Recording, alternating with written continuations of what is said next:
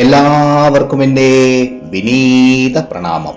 ശ്രീ വിശ്വ വാസ്തുവിദ്യ എന്ന എളിയ ചാനലിലേക്ക് നിങ്ങളെ സ്നേഹപൂർവ്വം സ്വാഗതം ചെയ്യുന്നു. എങ്ങനെയാണ് പഠിക്കേണ്ടത് എന്ന് ചോദിച്ചാൽ ഞാൻ പറയും, നോട്ട് എണ്ണുന്നത് പോലെ വേണം പഠിക്കാൻ എന്ന്. മനസ്സിലായോ? ആളുകൾ നോട്ട് എണ്ണുന്നത് കണ്ടിട്ടില്ലേ? അല്പം ഒന്ന് ശ്രദ്ധ മാറിയാലോ, ഒരെണ്ണം തെറ്റിയാലോ മുഴുവൻ എണ്ണവും തെറ്റും, അല്ലേ? അതുപോലെ സൂക്ഷ്മ ശ്രദ്ധയോടെ വേണം പഠിക്കാൻ. അല്ലെങ്കിലോ പഠിച്ചതെല്ലാം വെറുതെ ആയിരിക്കും. പഠിക്കണം, എന്തെങ്കിലും ആയിത്തീരണം എന്ന ആഗ്രഹം മാത്രം പോരാ, പഠിച്ചു തുടങ്ങണം. ഒന്ന് ആരംഭിച്ചു കിട്ടിയാൽ മതി. ഉപദേശങ്ങൾ കേട്ടാൽ മാത്രം പോരാ, സ്വയം ദൃഢമായ തീരുമാനമെടുക്കുകയും വേണം. അങ്ങനെ ദൃഢമായ തീരുമാനമെടുക്കുമ്പോൾ മറ്റൊരു ചിന്തകളും നിങ്ങളെ അലട്ടുകയില്ല. ഒരു നല്ല വിദ്യാർത്ഥി എങ്ങനെയായിരിക്കണം? ഒരു ശ്ലോകത്തിലൂടെ പറയാം. ഇത് കേട്ടു നോക്കൂ, എല്ലാം ഇതിൽ തന്നെ കിട്ടും. ശ്ലോകം ഇതാണ്: കാകചേഷ്ട ഭഗദ്ധ്യാനം ശ്വാനനിദ്ര തദൈവച സ്വൽപാഹാരി ഗൃഹത്യാഗി വിദ്യാർത്ഥി പഞ്ചലക്ഷണം. ഈ ശ്ലോകത്തിന്റെ സാരാർത്ഥം എന്താണെന്ന് പറയാം. ഒന്ന്, കാകചേഷ്ട.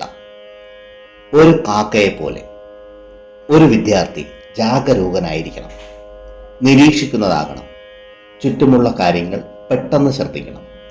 അവർ തങ്ങളുടെ ചുറ്റുപാടുകളിൽ ശ്രദ്ധാലുക്കളായിരിക്കണം. പഠനാന്തരീക്ഷത്തിന്റെ സൂക്ഷ്മതകൾ മനസ്സിലാക്കിയിരിക്കണം. രണ്ട്, ഭഗചേഷ്ട.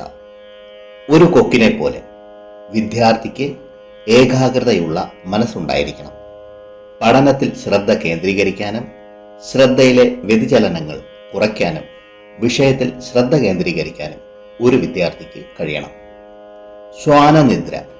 ഒരു നായയെപ്പോലെ ഒരു വിദ്യാർത്ഥിക്ക് എളുപ്പത്തിൽ ഉറങ്ങാനും വേഗത്തിൽ ഉണരാനും കഴിയണം. ആവശ്യമുള്ളപ്പോൾ വിശ്രമിക്കാൻ കഴിയണമെന്നും എന്നാൽ പഠനം തുടങ്ങാൻ എളുപ്പത്തിൽ ഉണർത്തപ്പെടണമെന്നുമാണ് ഇതിനർത്ഥം. അല്പാഹാരി. അല്പാഹാരി എന്നതിന് അക്ഷരാർത്ഥത്തിൽ കുറച്ച് ഭക്ഷണം കഴിക്കുന്നവൻ എന്നാണ് അർത്ഥമാക്കുന്നത്. അതായത് ഒരു വിദ്യാർത്ഥി ഭൗതിക സുഖങ്ങളെക്കുറിച്ചോ ആഗ്രഹങ്ങളെക്കുറിച്ചോ അമിതമായി ആശങ്കപ്പെടരുത്. അമിതമായ ആസക്തിയിലോ ആനന്ദത്തിലോ ശ്രദ്ധ കേന്ദ്രീകരിക്കുന്നതിന് പകരം പഠിത്തത്തിൽ ശ്രദ്ധ കേന്ദ്രീകരിക്കണം. ഗൃഹത്യാഗി.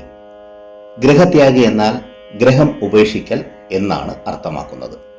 വിദ്യാർത്ഥിയുടെ പശ്ചാത്തലത്തിൽ ഇതിനെ അക്ഷരാർത്ഥത്തിൽ വ്യാഖ്യാനിക്കുമെങ്കിലും വീട്ടിലെ പ്രശ്നങ്ങളിൽ നിന്നും വ്യതിചലനങ്ങളിൽ നിന്നും ശ്രദ്ധ വേർപെട്ട് പഠനത്തിൽ പൂർണ്ണമായും ശ്രദ്ധ കേന്ദ്രീകരിക്കാൻ കഴിയണമെന്നാണ് ഗൃഹത്യാഗി എന്നത് സൂചിപ്പിക്കുന്നത്. ജീവിതത്തിൽ ഒരു ലക്ഷ്യം വയ്ക്കുക. ഉയർന്ന മാർക്ക് വാങ്ങണമെങ്കിൽ ഇത് അത്യാവശ്യമാണ്. എന്നാൽ ഉയർന്ന മാർക്ക് വാങ്ങണമെന്ന ലക്ഷ്യം ആയിരിക്കരുത്. ജീവിതത്തിലെ ലക്ഷ്യത്തിന് വേണ്ടി പഠിക്കുമ്പോൾ ഉയർന്ന മാർക്ക് സ്വാഭാവികമായും ലഭിക്കും. എങ്ങനെയാണ് പഠിത്തത്തിൽ മനസ്സ് വരുത്തേണ്ടത്? ഇനി അല്പം ശ്രദ്ധയോടെ കേൾക്കാൻ ശ്രമിക്കുക. പഠിച്ച് മുന്നേറണം എന്ന് തീവ്രമായ ആഗ്രഹം നിങ്ങൾക്കുണ്ടെങ്കിൽ ആദ്യം വേണ്ടത് നിങ്ങളുടെ പഴയ ശീലങ്ങളെ മാറ്റുക. അത് ഏതൊക്കെയെന്ന് വഴിയെ മനസ്സിലാകും. ഒന്നാമത്തേത്, പഠിക്കാനൊരു കാരണം കണ്ടെത്തുക. ഉദാഹരണത്തിന്, ഒരാൾ നിങ്ങളോട് പറയുകയാണ് 1 കിലോമീറ്റർ ഒന്ന് ഓടിയിട്ട് വരൂ എന്ന്. അപ്പോൾ നിങ്ങൾ ചോദിക്കും, എന്തിന്? എന്ത് കിട്ടും എന്ന്, അല്ലേ? എന്നാൽ 4-5 പട്ടികൾ നിങ്ങളുടെ പുറകെ കുരച്ചുകൊണ്ട് വന്നാലോ? അയാൾക്ക് പറയേണ്ട ആവശ്യമേ വരുന്നില്ല. ഒന്നല്ല 4 കിലോമീറ്ററും നിങ്ങൾ ഓടും, അല്ലേ? അതുപോലെ മറ്റൊന്ന്, നിങ്ങളുടെ അമ്മ പറയുകയാണ് നാളെ രാവിലെ 4 മണിക്ക് എഴുന്നേൽക്കണമെന്ന്. അപ്പോൾ നിങ്ങൾ ചോദിക്കും, അയ്യോ എന്തിന് എന്ന്.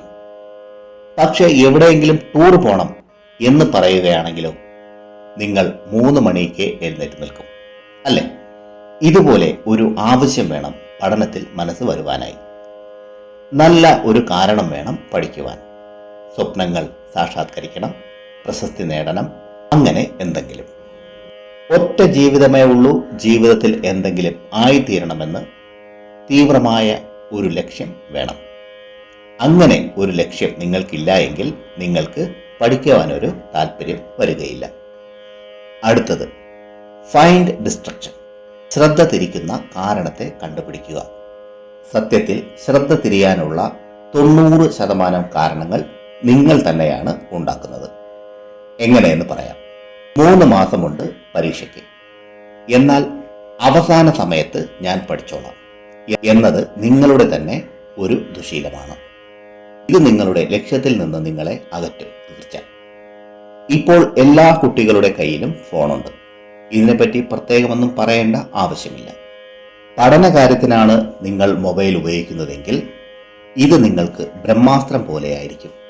എന്നാൽ അതിനെ മറ്റെന്തെങ്കിലും കാര്യത്തിനായി ഉപയോഗിക്കുന്നെങ്കിൽ അത് ഭസ്മാസുരനേക്കാളും മോശമായ പരിണാമമായിരിക്കും തരിക. മൊബൈലിന്റെ ഉപയോഗം അനാവശ്യമായ വീഡിയോ കാണാനോ കൂട്ടുകാരുടെ ക്ഷേമം അന്വേഷിക്കുവാനോ ഉപയോഗിച്ചാൽ പിന്നെ ഒന്നും പറയണ്ട. ഞാൻ ഇവിടെ കൂട്ടുകാരുടെ കാര്യം പറഞ്ഞ സ്ഥിതിക്ക് ഒരു കാര്യം കൂടി പറയാം. നിങ്ങൾ നിങ്ങളുടെ ലക്ഷ്യത്തിൽ നിന്ന് പിന്തിരിപ്പിക്കുന്ന, നിങ്ങളുടെ ഉയർച്ചയിൽ അസൂയാലുവാകുന്ന, നിങ്ങളുടെ മനസ്സിനെ വ്യതിചലിപ്പിക്കുന്ന അത്തരം സുഹൃത്തുക്കളിൽ നിന്നും നിങ്ങൾ അകലുക. നിങ്ങളെപ്പറ്റി നല്ലത് കരുതുന്ന 1 or 2 നിങ്ങളെ മുന്നോട്ട് പോകാൻ സഹായിക്കുന്ന സുഹൃത്തുക്കൾ മതി ഇനി നിങ്ങൾക്ക്.